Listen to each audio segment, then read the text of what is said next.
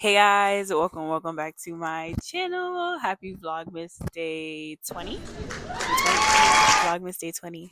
But yeah, we're just gonna hop right into the video because I don't want this to be like super long. It's probably gonna be like the shortest video I think I've made for Vlogmas. Only because I'm pressed for time, but also like this doesn't require a lot of information. But yeah, we're gonna talk about the benefits of like shooting in manual, or why you should shoot in manual if you're someone who is like a starter, or if you're someone who's like a beginning photographer. I know that shooting in manual could be a little bit daunting, a little bit scary, especially if you're not familiar with like ISO, aperture, and shutter speed, and how like all those three things kind of like work together to like make a photo. But yeah, I I started out manual. I never thought to use auto, if that makes sense. I don't know why. I know a lot of people like say like, yeah, like they started off with auto and then kind of like slowly transitioned into manual. But yeah, I started out in manual. Just trying to figure out like what worked best for me. Like obviously at the time I didn't really know much about aperture, ISO, and shutter speed, but like by looking through the camera and adjusting those three, I kind of figured out like, okay, like this is what looks better in a photo, or this is like how my photos like look better. Um, but yeah, I think part of the reason why I feel like, as a beginner photographer, or if you're someone who's like interested in photography and you kind of want to start out, I think manual is just a good way of giving you the opportunity to have control over how your picture turns out, regardless of if you know what you're doing or not. Um, so I don't know. I've tried auto like later on, or at least tried auto later on, and I don't know. I feel like what my camera tries to do is a bit different from what I try to do when I take photos. And I don't know if I'm like explaining that correctly or not, but I feel like your camera is going to do its best to kind of take the photo and kind of adjust the settings to how the camera thinks the photo should be, right? But I also noticed that that may also take more for me to like edit in Lightroom or in Photoshop for me to actually like the photos like to my liking.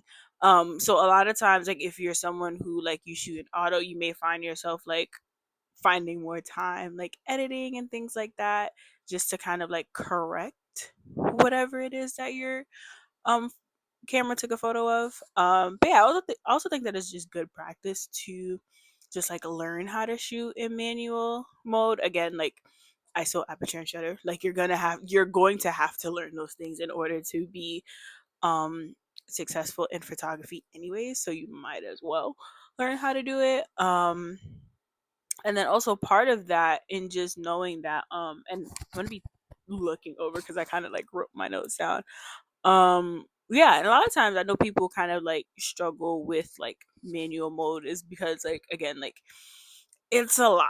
Again, when you change your ISO, your aperture is affected. When you change your shutter, your ISO is affected. So it's kind of just like very hard to try to find that in between balance as to, okay, how do I make all three of these things work, or what makes sense for the photo that I'm taking, or what makes sense for the setting that I'm in, the type of lighting that I have around me, the type of lighting that I don't have around me, or the type of like photo shoot that I'm doing, like whether it be like portrait, birthdays, sports, whatever the case may be. But yeah, just a lot of different options.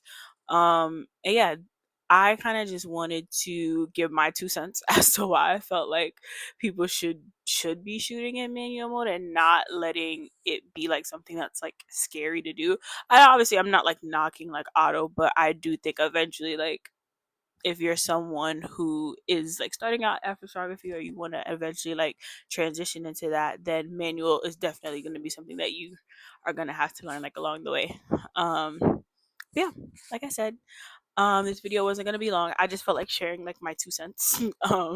So I didn't want to make a long-winded video anyways. But yeah, that's going to be it for day 20 vlogmas. um yeah, stay tuned for the next, again, couple of days, because I Vlogmas ends on the 25th. We're getting close to the finish line. But yeah, don't forget to like, comment, and subscribe, and I will see you guys in my next video. Bye.